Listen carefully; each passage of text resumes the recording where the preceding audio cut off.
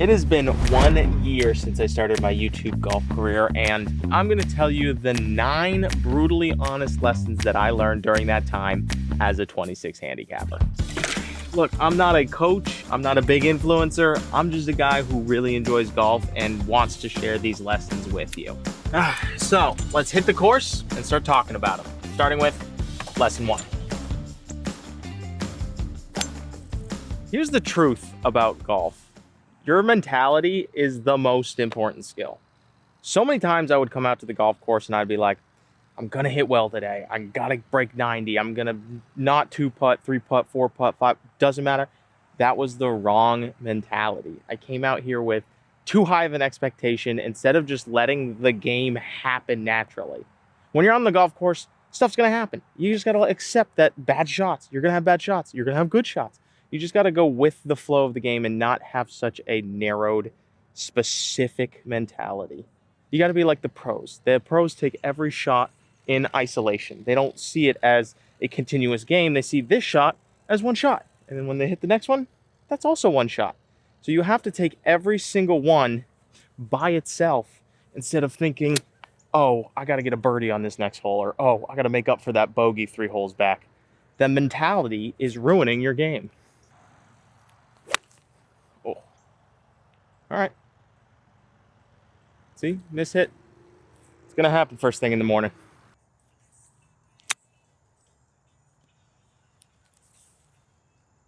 Now that's a good chip. And that's the thing too. You gotta learn from the bad shots and enjoy the good shots. I just hit a bad 9. I had a really good chip. I learned from the 9, knowing that I was rushing and pulling up. And that chip, I stayed down, hit a really solid shot, and now we got a chance at par. Ooh, sailed it.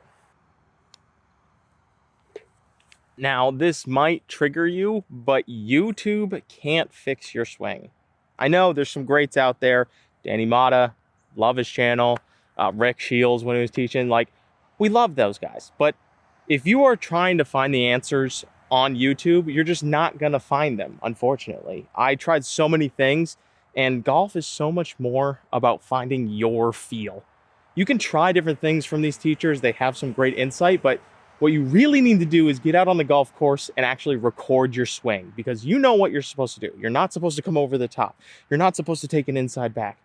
You know, after learning all of this from those teachers, but now you got to put it into practice. Just go out there, buy a $20 Amazon tripod and a little adapter for your phone and record your swing, because you don't realize what you're doing until you actually see it back. And then you can start to fix your swing from there.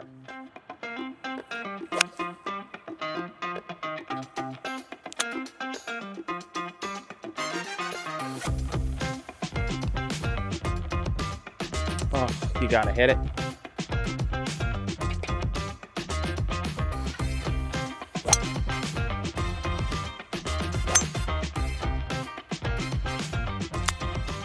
Lesson 3. If I had to start over, I'd invest in one club, and that's the putter. I know it's cliche, but putting is the most important thing in golf, and I would spend like 60% of your budget on a putter. Get a really, really nice putter and practice with it. Because once you feel confident with this thing, you're going to be getting ups and downs, birdies, and you're not going to 3-putt or 4-putt as often as you should. Oh, well, that's not going to cut it.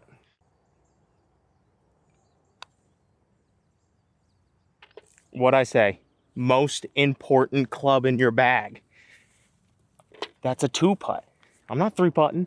I'm not 4-putting. And that was a really bad putt to start. But I'm still in control because I invested in a good putter. Oh, that's a hook. Nobody wants to admit this, but practice swings are overrated. And I think they're still important. Yes, you need to get a feel for the type of shot you're about to hit, but you should never take a practice swing over the ball. You should never be right next to your ball doing this, hacking at it, going crazy. That's only going to mess with your mind. You need to get a feel in your game so that way You know exactly what you're going for every single time. You don't need to do that practice swing because you've been practicing off the course. Today, you just got to put it into motion. So if you're going to take a swing, be behind the ball. Be right next to it. You don't have to be right next to it. Just be behind the ball and get that feel. And then when you're ready, you step up and you hit the ball. Perfect. Again, practice swings are great. I got to do a little short little chip shot. This is the scariest shot of my life. I hate these shots. I don't want to send it flying. And I really want to just practice. No. That's gonna get too much in my mind. I'm gonna think about this shot. I know I want to be short. I'm gonna get behind it, and I'm just gonna a nice like that. Okay, I can get the feel. I'm figuring it out through feel, not through the act of repeating the same exact motion. See, and I scold it, and it was okay. It's a wet day, and I'm okay with that shot.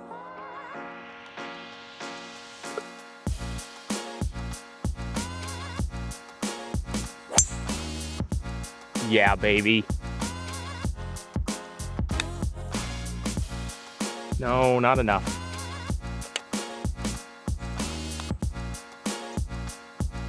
Oh, just a little more.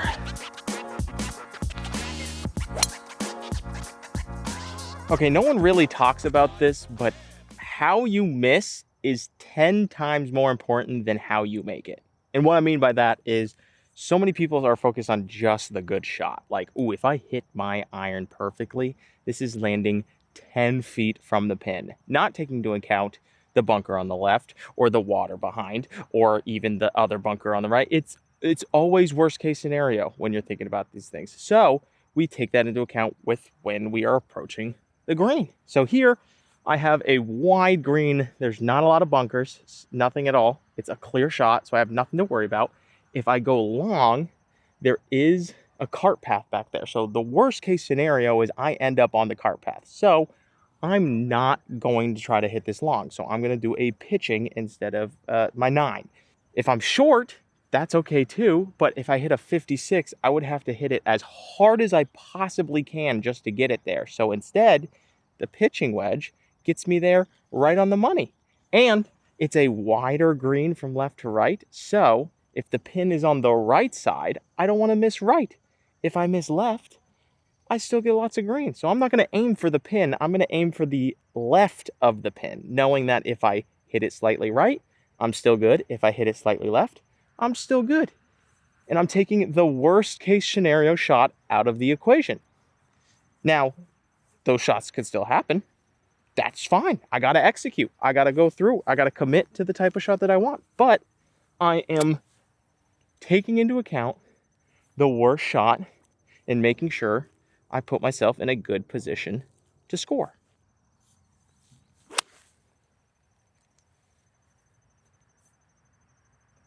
And look at that. I hooked it as far left as possible, and I'm still on the green.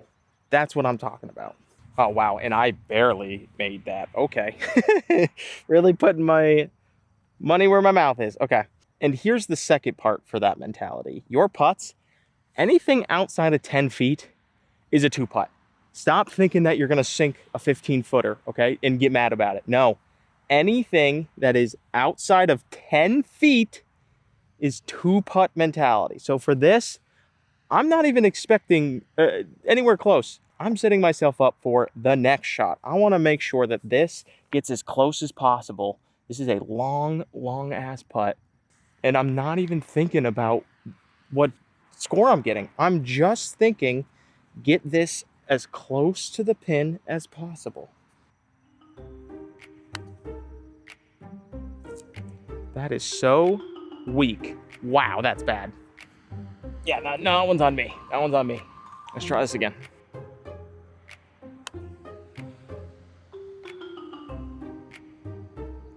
Much better, much better.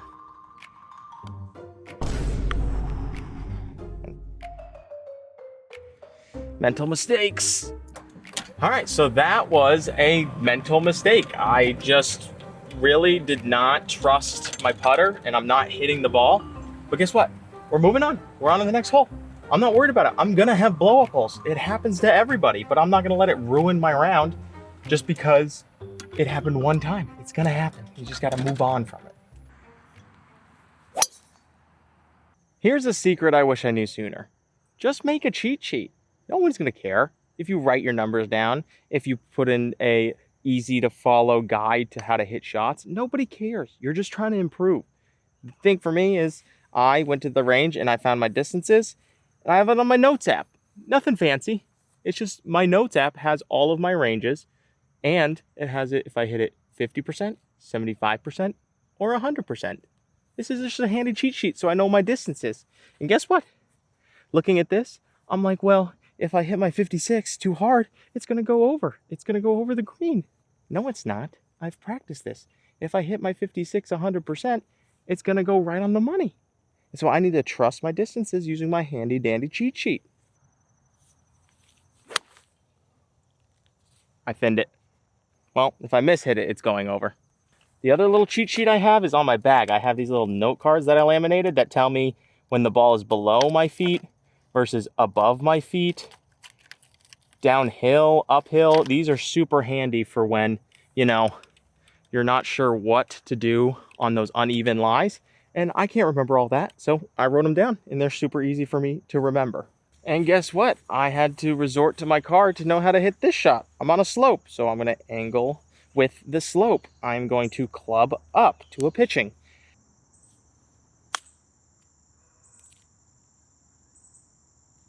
All right, beautiful, beautiful. Again, guys, I am not a coach. I'm not a really big influencer. I'm just telling you things that have helped me improve my game. And if you don't believe me, you should check out some of my other series because I am constantly improving my game, little by little. I'm a 26 handicapper, but I'm not gonna be 26 handicapper forever because I'm implementing some of these things. So if you like the channel, if you like my stuff, be sure to hit that subscribe button because we are doing lots of cool things here on the channel. Ooh, I pushed it. I pushed it. Next lesson. Never, ever, ever listen to that little voice inside your head. You know exactly the one that I'm talking about. The, ooh, I could get an eagle on this. Ooh, I can hit it out of the woods with my 9 and get it on the green. Ooh, I've hit it that far before. I can easily do it again. 9 times out of 10, it's not going to end the way you think. You got to stop listening to that little voice inside your head. You want to know what my little voice is saying? There's this big, wide open fairway, and my little voice is saying, grip it and rip it. If this was the one hole to do it on, I got so much room left. I got so much room right. Why don't I just hit the shit out of the ball? No, because guess what? I'm going to miss it. I'm going to shank it all the way into the woods. I'm going to top it and it's going to go 50 yards into the ground. Why would I change my already working swing? If my swing works and I'm hitting it over 200 plus, why am I listening to the little voice? So instead, you got to start thinking of the second and third options. So first option, grip it and rip it, you know? Could go for it, for sure. Second option, I can hug the right side and have it go to the left because I know it's going to be a dog leg left. I need to get some more space, so I'm going to go to the right. Third option, I could just put my driver away. I could go get my hybrid. I'm still hitting that 200 yards, and I feel confident and safer knowing that I'm not going to shank that thing. Those are much better options going forward. And you know what I'm going to do? I'm going to do option number 2. I'm not going to listen to the little voice in my head, and I'm going to hit a nice drive on the right side. And even if I hook it, I got plenty of room. And you got to stop listening to that little voice. He's going to get you in trouble. He's going to get you +4, +5, +6. And it's just not worth it. Absolutely crushed. And I didn't even change that much about my swing. I didn't try to hit that hard. I just took my normal swing, and that is right down the fairway with a perfect draw because it's no pressure. I'm not trying to force myself into doing what my little voice is telling me inside my head. Oh man, guess what? That voice, it's speaking to me, man. It's saying you could get on the green in two. You've never done that before. Look, it's right. You could see the green. But guess what? There's a whole woods on your left. And guess what? I'm gonna shank it into those woods if I try to get a perfect shot onto the green. So I'm not gonna do that. Second type of shot is I'm gonna take my 9 and I'm just gonna hit it towards the post into the fairway. I get a nice little chip shot afterwards. That's beautiful. If I really wanted to think about it, I could do a third option, which is a bump and run, which, you know, the safest of all. It's not gonna go anywhere there. It may not go as far as my 9, but that's safe. Those are my 3 options. And guess what? I'm gonna go with option number 2 with my 9. Because look, I'm just gonna aim for that post. I'm gonna hit it. I have no pressure. I just have to swing, and I know I'm safe, and I'm still in a good position to go up and down on my next shot.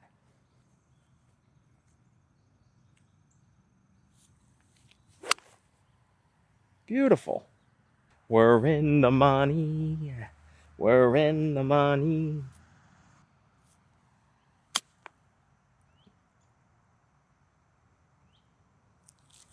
And look at that. We're set up for a birdie. Ah, pushed it. See, could not have asked for a more beautiful golf hole than that par 5. All right, lesson number 8. Here's the truth about your swing.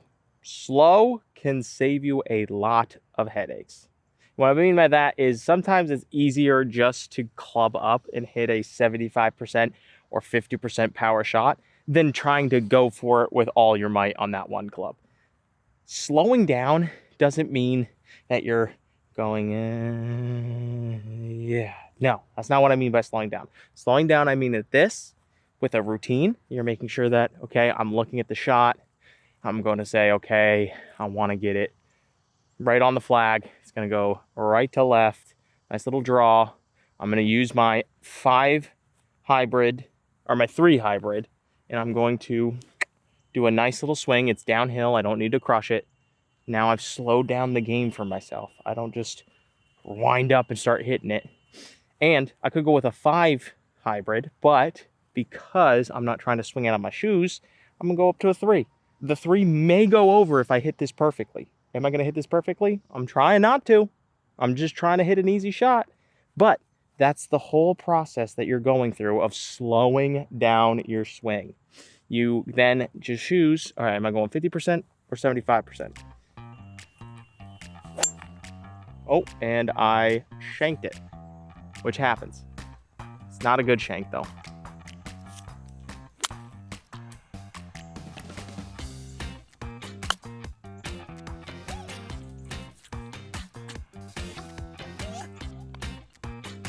Oh, dang. I did not expect it to do that much. Darn it. This ends up leading perfectly into the last lesson that I have for you guys. Sorry if this offends you, but golf is supposed to be fun. It's a sport. You're supposed to be out here enjoying yourself. You're not supposed to get mad at every single shot that you hit on the golf course. It's going to drive you insane. Like, why get mad at this sport? You're not competing with anybody. You're just out here. You're trying to get better. You're trying to improve. I get that. But it's just fun at the end of the day. Like, I just shanked one off the fairway after explaining to you guys how to hit it better. And that is objectively funny. Like, I'm not even mad about that. Like, you couldn't even write that kind of stuff, okay? Enjoy the sport of golf. It's not always about the score. It's about what shot you're going to hit. It's about improving. It's about enjoying the mess ups and learning from them and making fun of yourself along the way, because golf becomes so much more enjoyable that way. And I've been playing stress-free golf today because of it.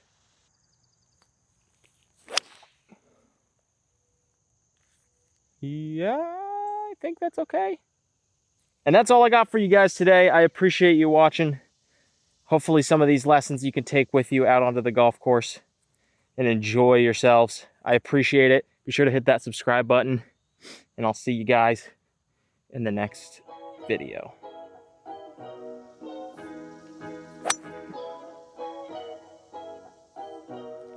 See? Objectively funny.